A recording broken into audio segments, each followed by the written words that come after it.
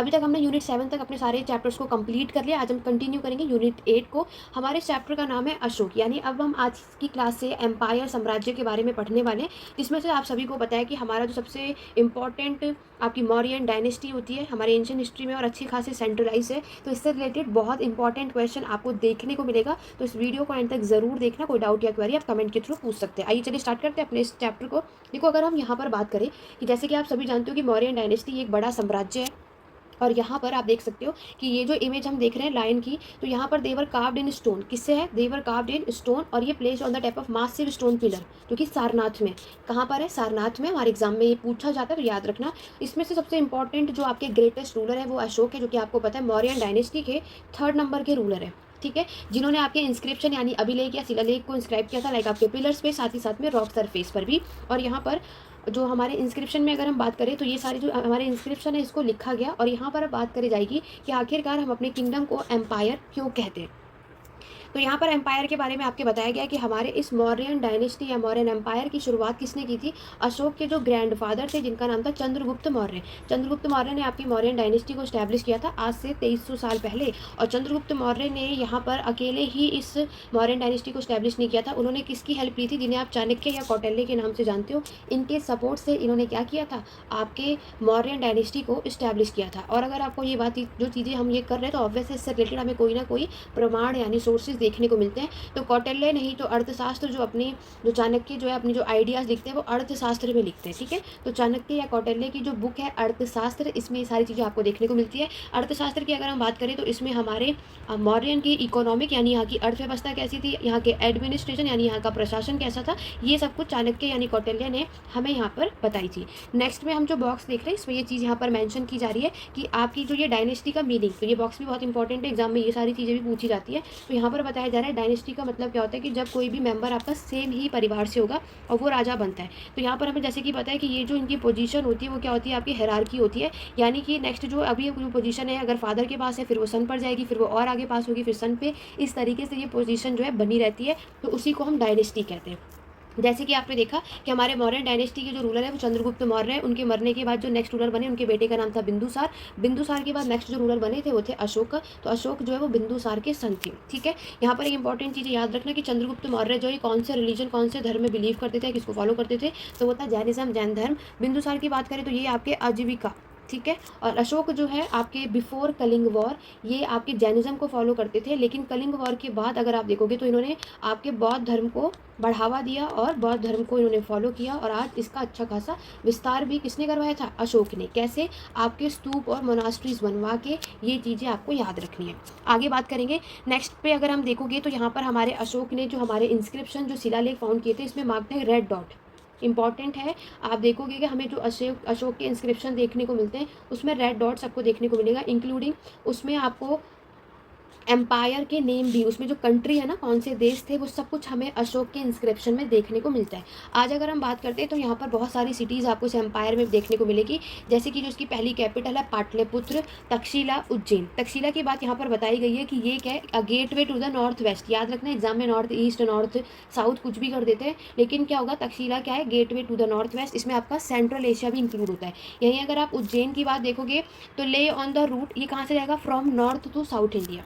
ठीक है, जिसमें हमारे मर्चेंट, आपके ऑफिशियल, क्राफ्ट पर्सन, ये सारे लोग इसी शहर में रहा करते थे। दूसरे एरिया की बात करें जो हमारा विलेज की पार्ट है, ये तो हमने सिटी यानी शहर की बात की थी, अब गांव की बात की जा रही है, जहाँ पर आपको फार्मर्स और हर्डर्स देखने को मिलते हैं। ये कौन से एरिया में? लाइक आपके सेंट्रल इंडिया में। ठीक है, जहाँ पर आपको फॉरेस्ट देखने को मिलता है, जहाँ के यहाँ के लोग जो है हंटिंग गैदरिंग का काम करते थे। ये सारी चीज़ें इन्होंने यहाँ पर बताई हुई है। फिर इसमें बताया गया कि हमारे यहाँ पर इस टाइम पर जो लोग रहा करते थे वो आपकी जो एम्पायर के डिफरेंट पार्ट में अलग अलग यानी डिफरेंट लैंग्वेज बोला करते थे। उससे पहले हम इस मैप को देख लेते हैं। ये पूरा मौर्यन एम्पायर का मैप आपको शो कर रहे हैं, जहाँ पर हमें इंस्क्रिप्शन यानी अभिलेख या शिलालेख फाउंड हुए हैं। ठीक है, ये आपका उज्जैन आप देख रहे हो, ये गिरनार आप देखोगे, सोपारा आपने देखा, आपका मस्की हुआ, ब्रह्मगिरी हुआ, है ना, आपका सांची हुआ, लुम्बिनी जहाँ पे गौतम बुद्ध का जन्म हुआ था, सांची जहाँ पर स्तूप बनाया था, तोपरा आप देखोगे, सब अशोक से रिलेटेड हमें ये चीज़ें देखने को मिलती है। गांधार आप इस साइड देख रहे हो, ठीक है। ये सब कुछ याद रखना। ये जो कलिंग यहाँ पर आप देख रहे हो ना, इसी कलिंग को जीतने के लिए, कलिंग वॉर जो हुआ था मैंने आपको अभी बताया, जो अशोक ने लड़ा था,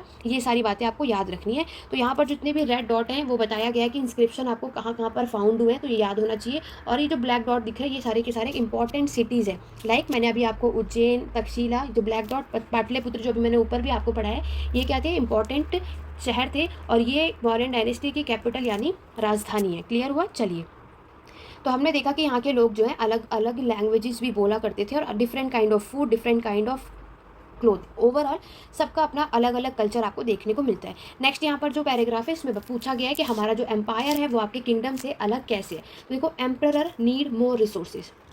एम्परर में क्या बताया कि इन्हें ज़्यादा से ज़्यादा संसाधन यानी रिसोर्सेज की ज़रूरत होती है than king, because empire are larger than kingdom. ठीक है, यहाँ पर क्या बताया, हमारा जो एम्पायर होता है वो किंगडम से बड़ा होता है। ये याद रखना कि एग्जाम में यहाँ पर लार्जर देन की जगह स्मॉलर लिख देंगे, तो स्टेटमेंट में इस तरीके से हम मिस्टेक कर देते हैं। तो मिस्टेक नहीं करनी है, आपको क्या याद रखना है कि हमारा जो एम्पायर है वो आपका किंगडम से बड़ा होता है। ठीक है, and need to be protected by the big armies. तो एम्पायर को ज़रूरत होती है कि वो क्या करे कि बड़े बड़े हमें आर्मी होनी चाहिए जिससे वो उन्हें प्रोटेक्ट कर सके। So also they need a large number of official who collect taxes. तो हमें पता है जब बड़ा आपका इतना बड़ा साम्राज्य होगा तो ऑब्वियस है कि यहाँ पर टैक्स भी तो कलेक्ट करेंगे, तो टैक्स भी कलेक्ट करने के लिए लोग ऑफिसर्स को अपॉइंट किया करते थे। ठीक है, चलिए नेक्स्ट हम बात करेंगे रूलिंग द एम्पायर की।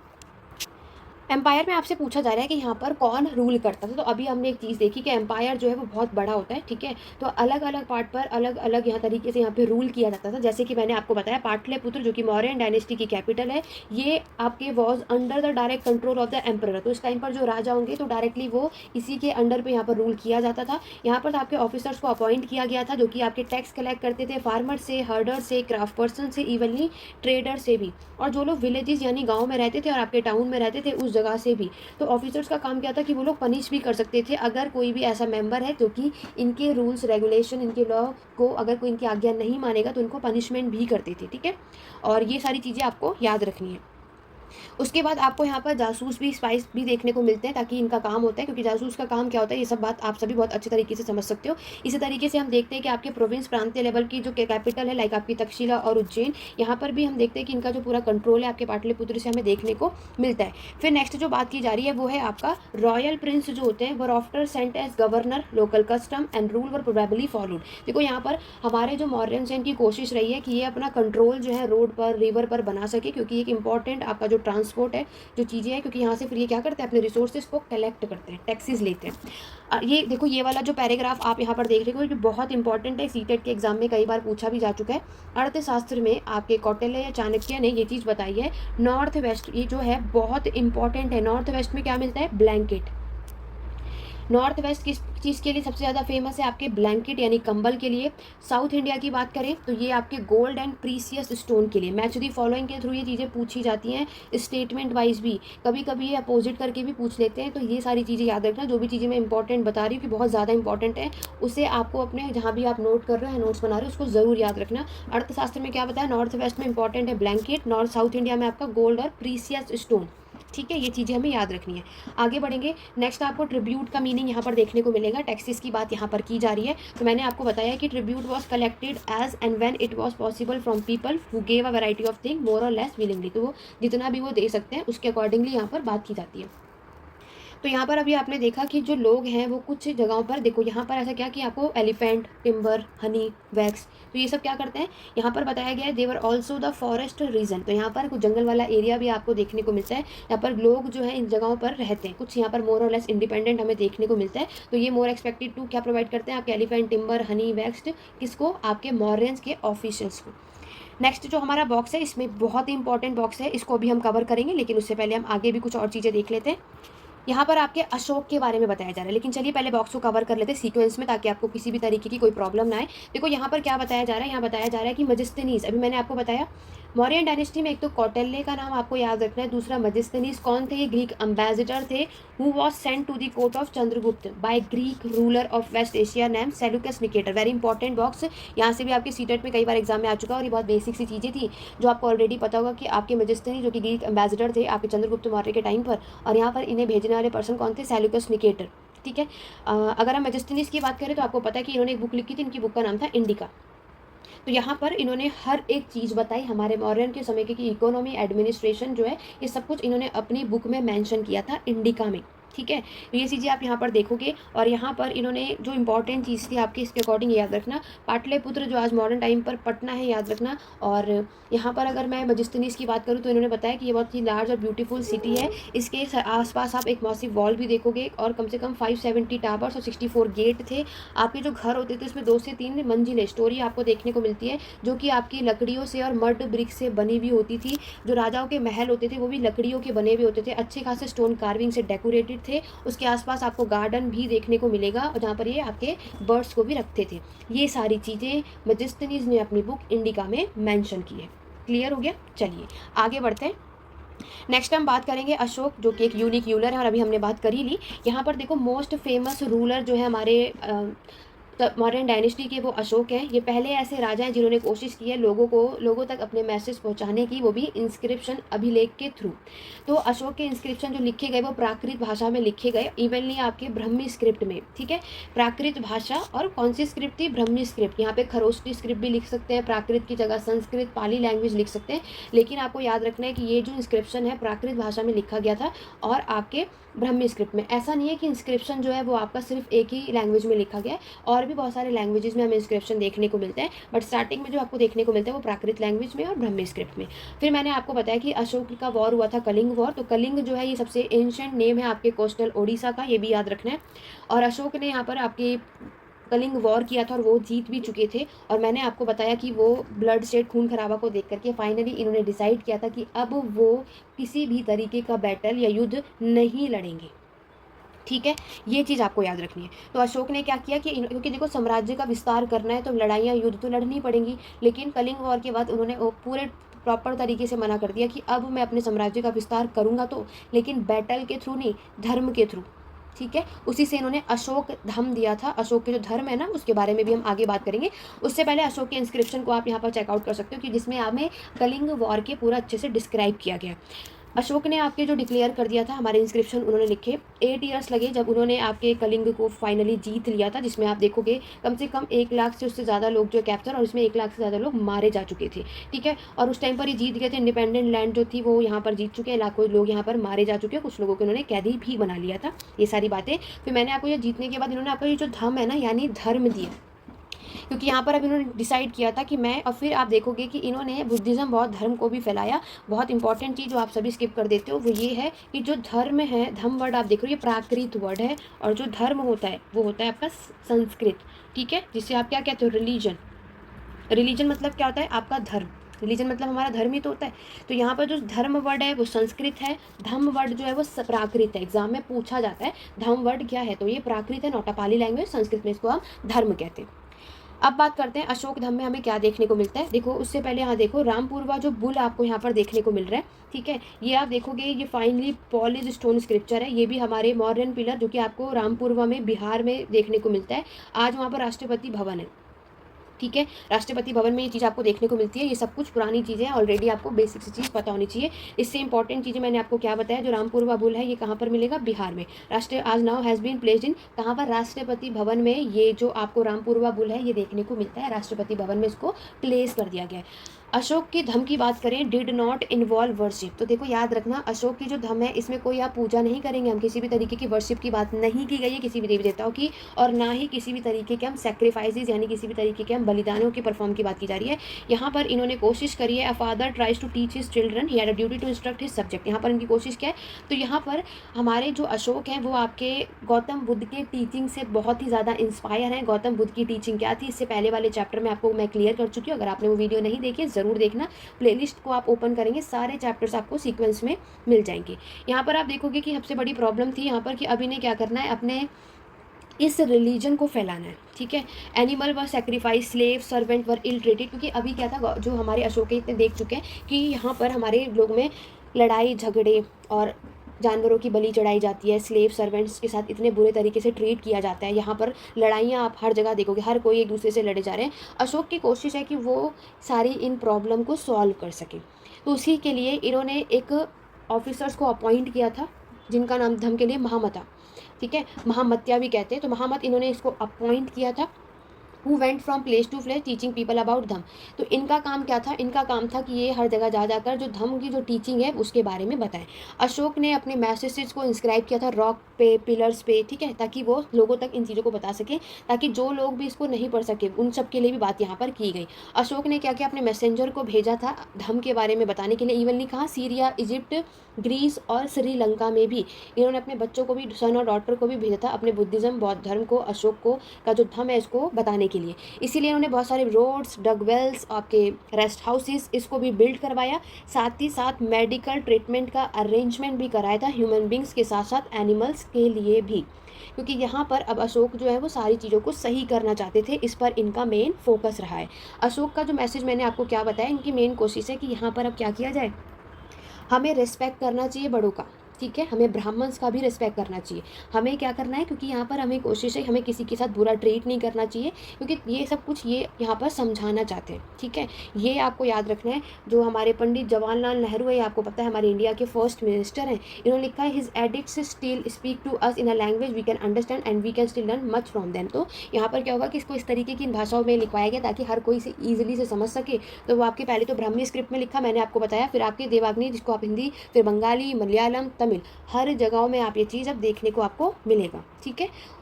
तो ये सारी चीज़ें आपको याद रखनी है। इसके बाद जो हमारा लास्ट बॉक्स होता है इसमें आप देखोगे कि यहाँ पर बताया गया कि हमारे मौर्यन एम्पायर जो है आज से 2400 साल पहले एम्परर इन चाइना जो है वहाँ पर चाइना में भी ग्रेट वॉल बिल्ड हुआ था, ठीक है। बिल्डिंग आपको पता है, स्क्रीन पर आप देख ही सकते हो। तो it mean to protect the northern frontier of the empire from pastoral people. तो यहाँ पर इनकी कोशिश थी जो पेस्ट्रोलिज्म, जो पशुपालन वाले जो लोग थे, इनसे अपने साम्राज्य का क्या कर सके, प्रोटेक्ट कर सके, इसके लिए इन्होंने ग्रेट वॉल को यहाँ पर बिल्ड करवाया था। ये सारी बातें यहाँ पर लिखी हैं। जो इसकी वॉल है इतने किलोमीटर लॉन्ग है, ये आपके पत्थरों से और ईंटों से बनी हुई थी। इसमें विद रोड यहाँ पर टॉप पर आपको देखने को मिलेगा। बहुत सारे मतलब 1000 ऑफ पीपल लोगों ने यहाँ पर काम किया इस वॉल को बनाने के लिए। इसका डिस्टेंस यहाँ पर बताया हुआ है। तो ये आपको ग्रेट वॉल से रिलेटेड ये वाला बॉक्स याद होना चाहिए अपने एग्जाम पॉइंट ऑफ व्यू से। आपके एग्जाम में आपको ये देखने को ज़रूर मिलता है, ठीक है। और तो ये था हमारा ये अशोक का पूरा complete chapter. At the end हमारा जो लास्ट में पूछा ही जाता है कि यहाँ पर हमारे मौर्यन डायनेस्टी की जो शुरुआत हुई थी आज से 2300 साल पहले हुई थी। दोबारा से मैं आपको हर एक क्लास में एक ही चीज़ सजेस्ट करती हूँ कि आपको क्या करना है, सारे चैप्टर में जो भी इंपॉर्टेंट टाइम पीरियड है इसको ज़रूर करना, क्योंकि स्टेटमेंट के क्वेश्चन में बाकी चीज़ें आप सभी सॉल्व कर लेते हैं, लेकिन टाइम पीरियड की वजह से हमारा जो आंसर है वो गलत हो जाता है। क्लियर हो गया। तो हमारा जो ये यूनिट 7 था वो हमने कंप्लीट कर लिया। तो ट्रेडिंग रूट इनका सिल्क रूट था जो आप यहाँ पर देख सकते हो, ये आपको याद रखना है। ये मंगोलिया का पूरा यहाँ पर इन्होंने मेंशन किया है। ये इंपॉर्टेंट आप देख भी सकते हो कि यहाँ पर लिखा है चाइना, आपके इंडियन, ईरानियन, अरब, ग्रीक, रोमन ट्रेडर जो है, ये सभी का पार्टिसिपेशन आपको यहाँ पर ज़रूर देखने को मिलता है। और ये लोग जो एक्सपोर्ट करते हैं वो पेपर और अदर स्पाइसेज और अलग तरीके के जो और मसाले होते हैं, काली मिर्च, ये सारी चीज़ें आपको यहाँ पर देखने को मिलती हैं, ठीक है। ये सब कुछ आपको याद रखना है। मौर्यन एम्पायर से रिलेटेड एक इंपॉर्टेंट बॉक्स आपको और मिलेगा। मौर्यन एम्पायर जो है वो आपका कोलैप्स हो जाता है, वो भी कब हुआ, आज से 2200 साल पहले, ठीक है। और यहाँ पर अगर हम बात करते हैं तो यहाँ पर आप देखोगे कि नॉर्थ वेस्ट में और आपके जो हमारे नॉर्थ इंडिया का पार्ट है, हमारे जो राजा जिसमें इंडो ग्रीक्स आप इन्होंने रूल करना शुरू किया, ये आते हैं सेंट्रल एशिया में, आपके शक आते हैं, शक, ठीक है। ये आकर हमारे इंडिया में नॉर्थ वेस्ट, नॉर्थ आपका वेस्टर्न इंडिया में अपना साम्राज्य को सेटअप कर देते हैं और ये 500 साल तक आपको अच्छे खासे देखने को मिलेंगे। शक के बाद जो नेक्स्ट आते हैं, तो शक को किसने हराया था, आपके गुप्ता डायनेस्टी यानी गुप्ता के राजा ने इन्होंने हराया था। और शक जो है फिर इनको फॉलो फिर आपके कुषाण के लोग देखोगे जिन्होंने भी 2000 साल, आज से 2000 साल पहले की बात यहाँ पर बताई जा रही है। ये इंडो ग्रीक का कॉइन आप देख रहे हो, फिर कुषाण कॉइन इस तरीके का नजर आता है। नॉर्थ में हम देखते हैं, हम जो कि हमारे सेंट्रल इंडिया का पार्ट में आप देखोगे मौर्यन डायनेस्टी, जो नेम है पुष्यमित्र शुंग। देखो मौर्यन डायनेस्टी को डिक्लाइन करने वाले हमारे मौर्यन डायनेस्टी के जो लास्ट रूलर थे वो थे आपके बृहदत्त, ठीक है। कौन थे, बृहदत्त। बृहदत्त मौर्यन डायनेस्टी के लास्ट रूलर थे और बृहदत्त के गवर्नर थे पुष्यमित्र शुंग। तो पुष्यमित्र शुंग ने ही अपने राजा को मरवाकर अपनी नेक्स्ट डायनेस्टी यानी कि शुंग डायनेस्टी को स्टैब्लिश किया था। याद रखना, मौर्यन डायनेस्टी को डिक्लाइन करके नेक्स्ट डायनेस्टी क्या शुरू हुई, शुंग डायनेस्टी। वही चीज़ यहाँ बताई जा रही है। शुंग डायनेस्टी के बाद आपकी कण्व डायनेस्टी स्टैब्लिश होती है, क्योंकि ऑब्वियस है एक के बाद दूसरी, फिर दूसरी के बाद तीसरी डायनेस्टी स्टैब्लिश होगी। तो शुंग डायनेस्टी के बाद आप क्या देखते हो, कण्व डायनेस्टी हमारी स्टैब्लिश होती है और उसके बाद आपके गुप्ता साम्राज्य स्टैब्लिश होगा आज से 1700 साल पहले। तो शक डायनेस्टी जब आपको यहाँ पर मिलेगी तो ये हमारे पश्चिम भारत में, वेस्टर्न इंडिया में इन्होंने रूल किया था और बहुत सारे बैटल्स भी हुए थे, किसके साथ, सातवाहन के साथ। और इन्होंने सातवाहन आपको पता ही है हमारे वेस्टर्न और आपके सेंट्रल इंडिया का पार्ट में आकर इन्होंने रूल किया था। सातवाहन की बात करें तो ये इस्टेब्लिश हुआ था आज से 2100 साल पहले और अच्छा खासा 400 साल तक इन्होंने रूल किया। फिर अराउंड 1700 साल पहले आप देखोगे एक नई रूलिंग फैमिली आई जिसको आप वकाटक के नाम से जानते हो और ये पावरफुल था आपका सेंट्रल और वेस्टर्न इंडिया। देखो ओवरऑल मैं आप सभी को बता दूँ बहुत इंपॉर्टेंट बॉक्स है, यहाँ से क्वेश्चन ना आए ऐसा हो ही नहीं सकता। तो आप सभी को यही सजेस्ट करूँगी इस बॉक्स को अच्छे से याद करके आप सभी जाइए। यहाँ पे टाइम पीरियड सबका मेंशन कर लेना, सातवाहन का 2100 साल पहले, गुप्ता का 1700 साल पहले, ठीक है। और यहाँ पर वकाटक का आपका ये सारे टाइम पीरियड याद होने चाहिए। फिर इन्होंने सीक्वेंस में सब कुछ बताया। साउथ इंडिया में उस टाइम पर आपकी चोल, चेर, पांड्या डायनेस्टी रूल कर रही थी बिटवीन 2200 से 1800 ईयर्स अगो, यानी 1800 साल पहले की बात है। फिर आज से 1500 साल पहले आपको दो बड़े बड़े साम्राज्य देखने को मिलेंगे जिसमें आपके पल्लव डायनेस्टी और चालुक्य डायनेस्टी आपको देखने को मिलती है, ठीक है। तो ये सारी चीज़ें हमें आपके कुछ कॉइन्स, इंस्क्रिप्शन और साथ में कुछ बुक्स के थ्रू हमें ये चीज़ें पता चलती हैं कि कौन सी डायनेस्टी के बाद कौन सा साम्राज्य आपको देखने को मिलता है। ये सक्का कॉइन है और ये सातवाहन का कॉइन है। तो ये सारी चीज़ें आपको याद रखनी है। तो उस टाइम पर ऑर्डिनरी मैन हो या वुमेन हो, इनका इंपॉर्टेंट रोल आपको देखने को मिलता है, जो कि सभी को पता है कि यहाँ पर जो इनका मेजर वर्क है वो आपका एग्रीकल्चर है। धीरे धीरे हमारा जो नया नया टाउन है उसका ग्रोथ हुआ, क्राफ्ट प्रोडक्शन, आपका ट्रेड, सबका अच्छा खासा आपको ग्रोथ देखने को मिलता है। और धीरे धीरे इन ट्रेडर्स ने अपना जो एक्सप्लोर है लैंड रूट के थ्रू आपके पूरे सब कॉन्टिनेंट, उसके बाहर भी गए। सी रूट जो था वेस्टर्न एशिया, आपका east Africa, south east Asia, हर जगह इनके लिए खुला था। फिर धीरे धीरे नई नई बिल्डिंग्स यहाँ पर बिल्ड की गई। लाइक इन्होंने आपके जो टेम्पल, स्तूप, ये सब बिल्ड करवाए। किताबें भी उस टाइम पर लिखी गई थी। साइंटिफिक डिस्कवरीज भी बहुत कुछ चीज़ें हुई हमारे इस समय पर, वो सब कुछ आपको इस बॉक्स में मेंशन किया गया है, ठीक है। तो ये बॉक्स बहुत इंपॉर्टेंट है। मैं सभी स्टूडेंट से यही बात कहूँगी, इस बॉक्स को प्रॉपर तरीके से याद करके जाओ। अदरवाइज़ ये चैप्टर ही मौर्यन डायनेस्टी आपको अच्छे से लर्न करना है, क्योंकि यहाँ से क्वेश्चन आए ऐसा हो ही नहीं सकता। तो पूरी कोशिश करो कि आप इस यूनिट 8 को बहुत अच्छे से नोट्स बना के याद कर लो। कोई भी डाउट या क्वेरी हो कमेंट के थ्रू पूछ सकते हो। तो आज का हमारा यूनिट 8 जो है वो प्रॉपर हमने कंप्लीट कर लिया है।